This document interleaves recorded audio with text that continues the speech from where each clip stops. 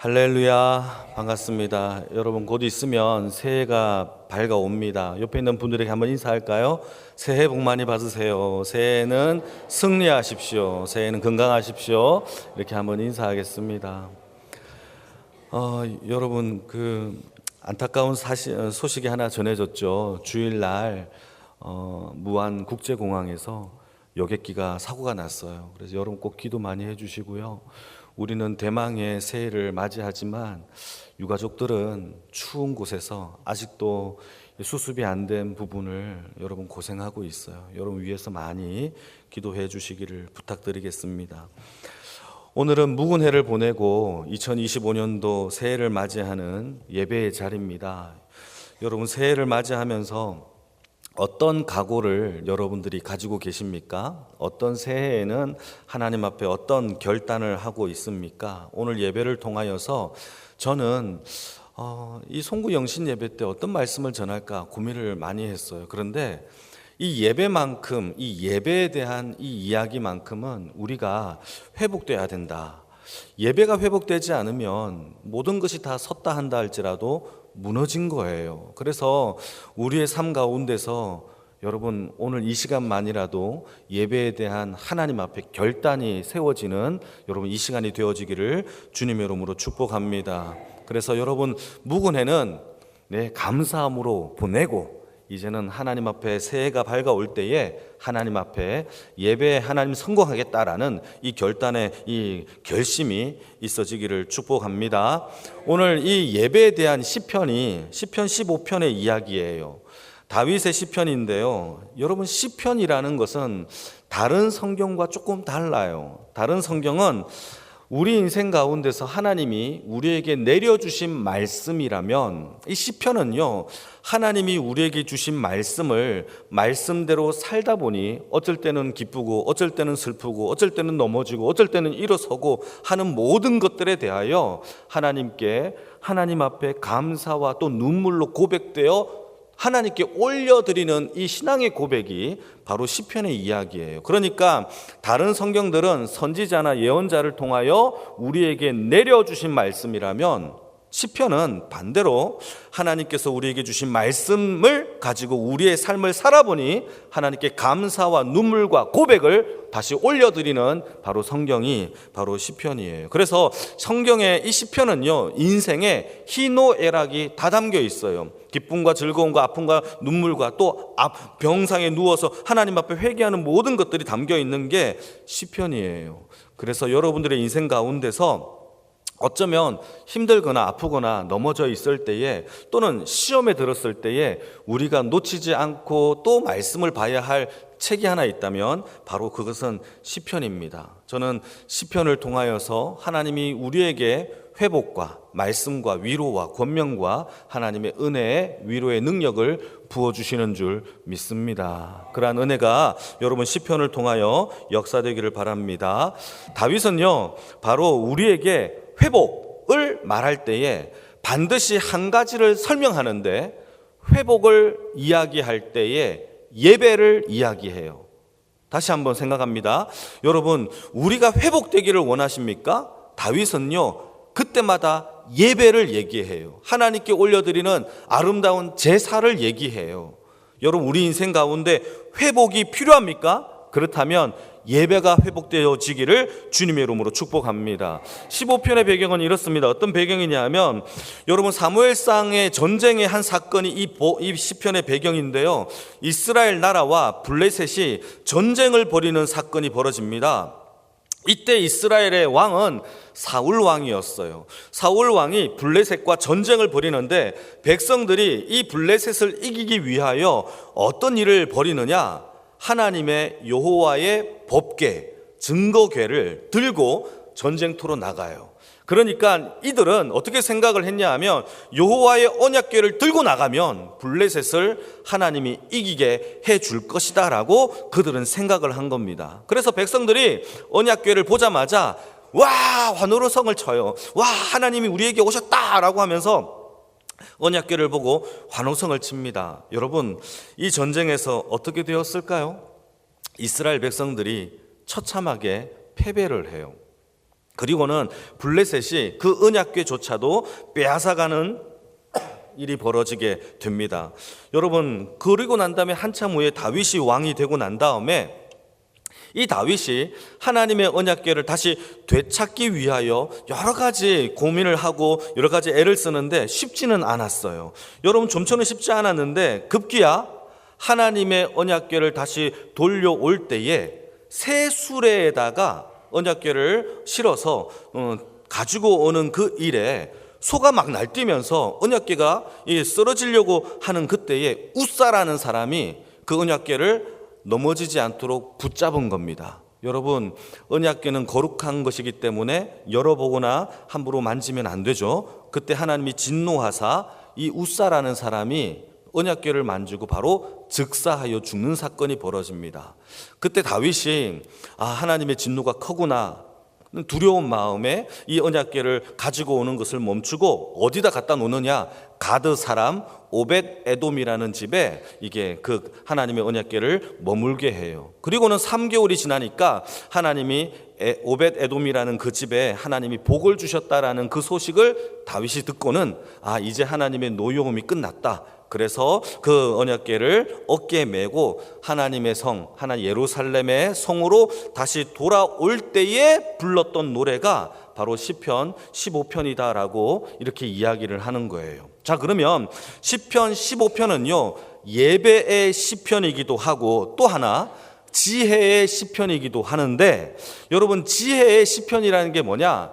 이 시편에는 내가 얼마나 똑똑한지 지혜가 얼마나 담겨 있는지가 설명되어 있는 시편이 아니라 지혜의 시편의 내용은 무슨 뜻이냐 하면 이 땅의 사람들이 하나님 앞에 하나님을 기쁘시게 하는 삶이 무엇인지를 노래하고 있는 것을 지혜의 시라고 해요. 그러니까 이 지혜의 시에는 하나님을 기쁘시게 하는 것이 무엇인지를 설명하는데, 그때 다윗이 뭐라고 설명하느냐? 하나님을 기쁘시게 하는 것이 바로 예배이며 이 예배가 어떻게 드려져야 하는지를 15편에서 우리에게 설명하고 있는 겁니다. 여러분, 우리의 삶 가운데서 2025년도에 우리의 삶에 이 예배가 하나님을 기쁘시게 하는 예배가 되어지기를 주님의 이름으로 축복합니다. 같이 한번 1절 말씀을 보실까요? 1절입니다.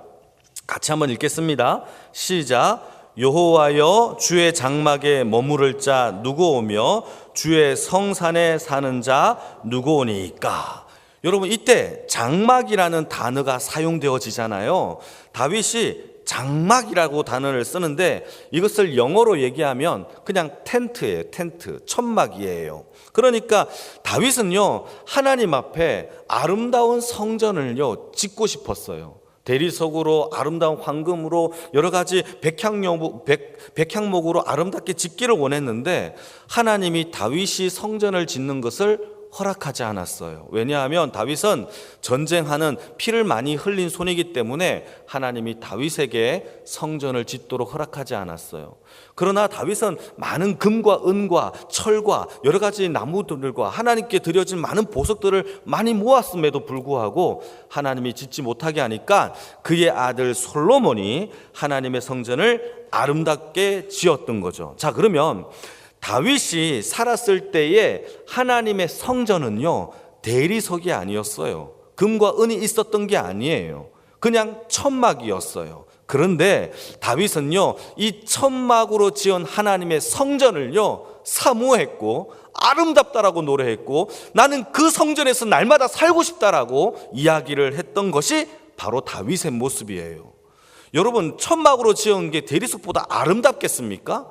그렇지 않죠. 그럼에도 불구하고 다윗은요 천막으로 지은 하나님의 성전을요 너무너무 아름답고 그 지성소에서 난 살고 싶다라고 이야기했다라는 사실입니다. 여러분, 그 천막이 고급 원단으로 지어서가 아니에요. 값비싼 보석으로 박아 놓은 것도 아니에요. 그곳에 하나님의 언약궤가 있고 언약궤 위에 하나님의 시온소, 하나님의 임재하는 영광의 역사가 일어났기 때문에 그곳을 사랑했고 그곳이 아름다운 성전이었음을 다윗이 고백했다는 사실입니다. 여러분, 우리가 하나님 앞에 아름다운 예배가 되어지기 위해서는요 대리석과 금으로 이루어졌기 때문에 우리의 예배가 아름다워지는 것이 아니에요. 여러분, 우리도 마찬가지인데 우리가 예수 그리스도를 나의 구주로 믿는다면 예수님이, 예수의 영이, 성령님이 우리 안에 거하시는 줄 믿으시기를 바랍니다. 우리 안에 성령님이 계시기 때문에 저와 여러분들이 하나님의 아름다운 성전이 되어지는 거예요. 여러분, 우리가 아름다운 삶을 살아서 거룩한 예배를 드려서 내가 성경을 많이 알아서 우리가 하나님께 아름다운 예배를 드리는 게 아니에요. 여러분, 우리 안에 예수를 믿는 믿음과 성령님이 우리 안에 역사하시기 때문에 저와 여러분들이 아름다운 성전 되었기 때문에 하나님께 예배 드릴 수 있음을 믿으시기를 축복합니다. 그래서 우리 안에 성령님이 계시는 것을 향하여서 시편 16편에는요 이렇게 얘기합니다. 땅에 있는 성도들은 존귀한 자니라고 얘기해요. 왜 존귀하느냐? 예뻐서, 똑똑해서, 돈이 많아서, 공부 잘해서가 아니라 우리 안에 주의 영이 머물고 있기 때문에 우리는 존귀한 자인 줄 믿습니다. 우리가 아파도 좀 늙어도 어쩌면 또 상처가 있어도 우리 안에 아름다움을 결정짓는 것은 우리의 능력이 아니라 나약해도 우리 안에 아름다운 것은 예수를 믿는 믿음 안에서 성령이 우리 안에 거하시기 때문에 우리가 아름다운 주의 성전 되는 줄 믿으시기를 축복합니다. 그게 예배의 시작이에요. 우리 안에 예수를 믿고 성령이 우리 안에 계신다라는 것이 우리의 예배의 시작인 줄 믿습니다. 그래서 여러분, 우리가 하나님의 아름다운 성전인 것을 믿는다면 남도 아름다운 성전이에요.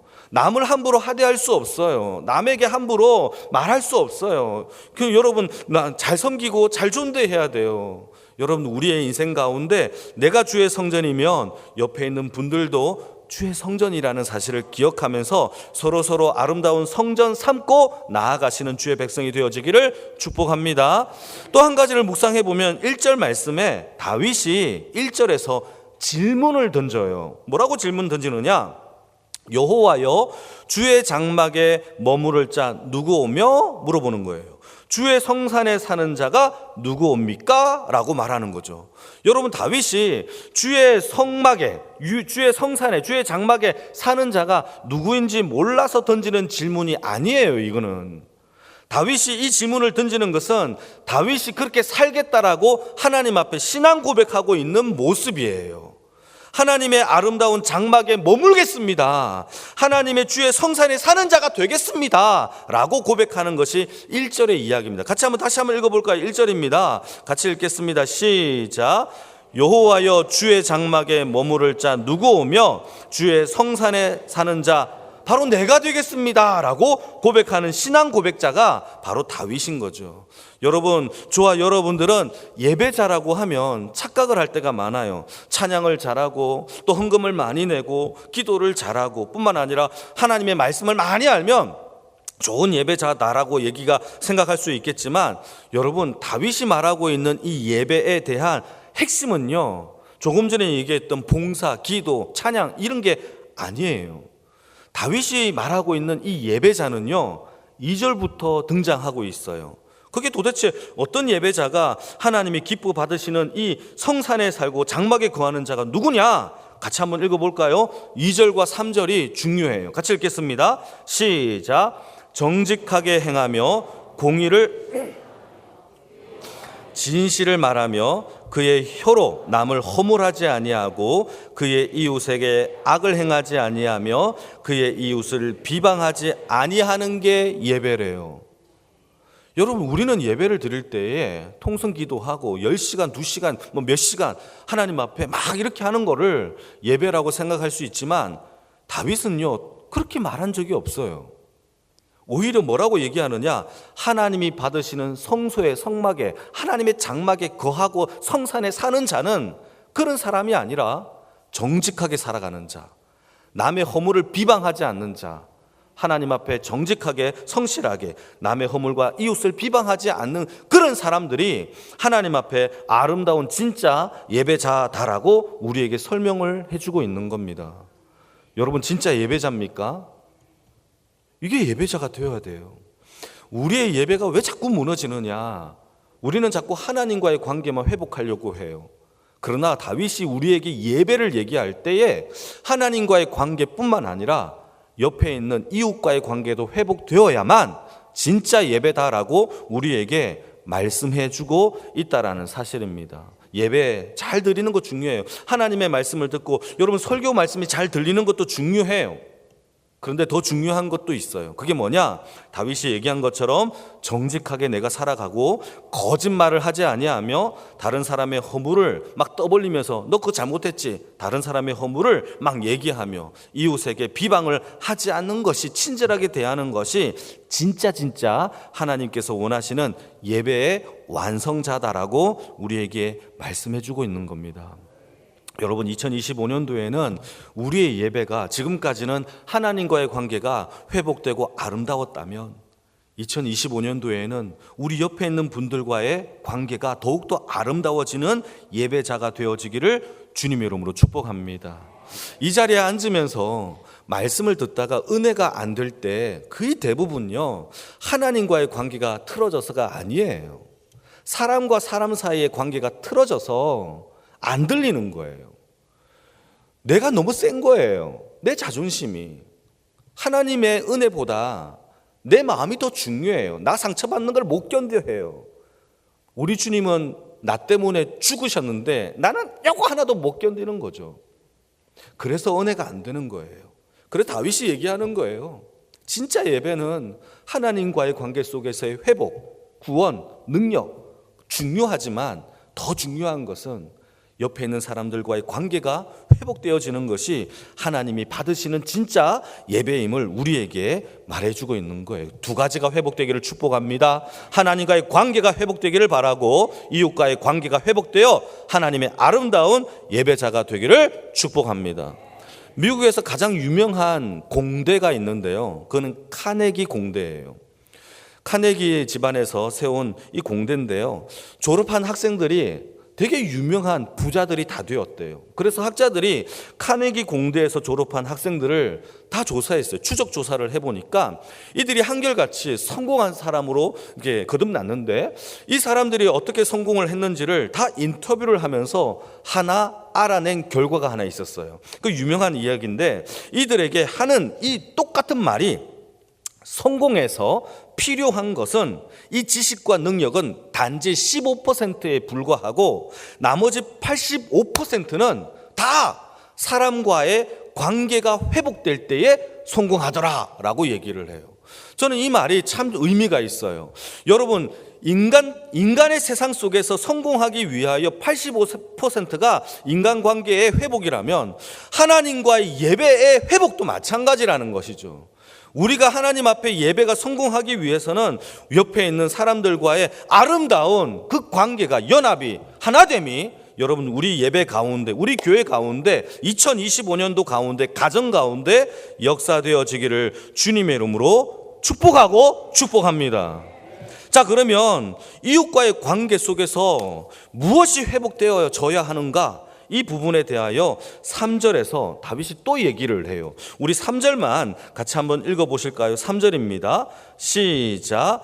그의 혀로 남을 허물하지 아니하고 그의 이웃에게 악을 행하지 아니하며 그의 이웃을 비방할. 다윗이 지금 예배를 얘기하면서 참 신기해요. 3절 말씀에 이웃에 대한 이야기를 연거푸 3개나 얘기해요. 여러분, 그의 혀로 남을 허물하지 아니하고 그의 이웃에게 악을 행하지 아니하고 그의 이웃에게 비방하지 않는다. 이 얘기를 연거푸 3개나 얘기해요. 허물이라는 단어가 무슨 뜻이냐면 히브리 말로 리겔이라는 단어를 쓰는데, 이것은요, 허물이요, 이게 참 특이해요. 이 허물이라는 단어가 히브리 말로는요, 탐색하다, 찾다, 이런 뜻이에요. 그러니까 우리가 이웃의 허물을 탐색하는 거예요. 내가 저 사람을 넘어뜨려야 되겠다라고 하면서 면밀히 찾아내는 거예요. 저놈이 어떤 나쁜 놈인가. 이게 바로 허물이라는 뜻이에요. 성경이 말하고 있는. 여러분, 우리가 한번 다시 돌아봐야 됩니다. 우리의 인생 가운데서 남의 허물을 찾기에 면밀히 탐색하고 있습니까? 아니면 성경의 이야기대로 남의 허물을 덮어주기 위하여 사랑으로 내가 헌신하고 있습니까? 이게 예배에 회복해야 할 다윗이 말하는 바로 두 번째 내용이에요. 여러분, 우리가 허물을 찾기 위하여 노력하는 인생이 아니라 반대로 허물을 덮어주는 인생이 될 때에, 여러분, 시편 마지막 부분에 보게 되면은 그런 자들은 영원히 흔들리지 아니하는 하나님의 백성으로 살 줄로 믿으시기를 축복합니다. 어느 나라에 왕이 자신의 초상화를 그리려고 화가들을 모집했어요. 화가들이 왔는데 왕의 초상화를 그리려고 하니까 다 겁이 나서 다 포기하고 다 도망갔어요. 그런데 어떤 사람 한 사람만이 왕의 초상화를 그리겠다라고 이렇게 약속을 한 겁니다. 왜 많은 화가들이 다 거부를 했느냐? 왕의 초상화를 그리려고 하니까 왕의 얼굴에 턱에 이만한 흠집이 있는 거예요. 상처가 있는 거예요. 화가가 왕의 초상화를 그릴 때에 왕의 얼굴에 흠집을 그리게 되면은 왕의 권위를 무너뜨리는 것 같아서 못 그리겠다라는 것이죠. 그렇다고 해서 이 상처를 그리지 않으려고 하니 화가로서 정직하지 못한 거짓쟁이가 되니까 그것도 아닌 것 같아서 다 포기했는데, 마지막 한 사람은요, 그리겠다라고 이렇게 약속을 한 겁니다. 그리고는요, 이 화가가 엄청 고민을 한 겁니다. 어떻게 그릴까? 어떻게 그릴까? 그래서 하나의 꾀를 낸 겁니다. 왕이시여, 왕의 초상화를 이제 그리려고 하는데 왕이시여, 백성들을 향하여 고민하는 모습을 그리고 싶습니다. 백성을 향하여 고민하는 모습을 좀 취해 주세요 라고 하니까 왕이 턱을 탁 괸 거예요. 여러분, 저는 이거에 전율을 느꼈어요. 여러분, 이 예화임에도 불구하고 남의 허물을 감추기 위하여 이 화가는요, 엄청 고민을 하는 거예요. 어떻게 하면 그 사람의 허물을 덮어줄 수 있을까? 어떻게 하면 저 사람의 허물을 내가 없애줄 수 있을까? 그 고민을 하고 왕에게 이야기해서 허물을 가리면서 초상화는 그려내는 그러한 고민의 역사가 이 화가에게 있었던 것이죠. 한낱 인간의 허물도 가리려고 이렇게 고민을 한단 말이에요. 저와 여러분들은 주의 백성 아닙니까? 하나님의 사랑의 말씀을 받은 주의 자녀가 아닙니까? 그렇다면 우리도 남의 허물을 가리기 위하여 고민을 해야죠. 남의 아픔을 덜 주워내는 것이 아니라 어떻게 하면 내가 덮어주게 할 수 있을까를 여러분 고민해야죠. 그래서 하나님의 사랑이 더욱더 아름다워질 수 있도록, 여러분 하나님 앞에 그 예배가 성공할 수 있도록 우리가 2025년도에는 노력하고 실천하는 주의 인생이 되어지기를 주님의 이름으로 축복합니다. 베드로가요, 마지막 때에 인생을 살아가는 주의 백성들에게 이런 권면을 해요. 만물의 때가 마지막이 가까이 왔으니 너희는 정신을 차리고 기도해라. 무엇보다도 뜨겁게 기도하며 사랑할지니 사랑은 어떻게 한다? 허다한 허물을 덮느니라. 여러분, 이 덮는 하나님의 고민이 우리 교회 가운데, 이 예배 가운데, 그것이 우리를 성공하게 하는 예배자인 줄 믿으시기를 주님의 이름으로 축복합니다. 그래서 2025년도 한 해에는 우리의 삶 가운데서, 여러분 우리의 신앙 가운데서 가장 근본인 이 예배가 하나님 앞에 회복되어지는 그 뜨거운 예배자가 되어지는 주의 인생들의 삶이 다 되어지기를 주님의 이름으로 축복합니다. 우리 같이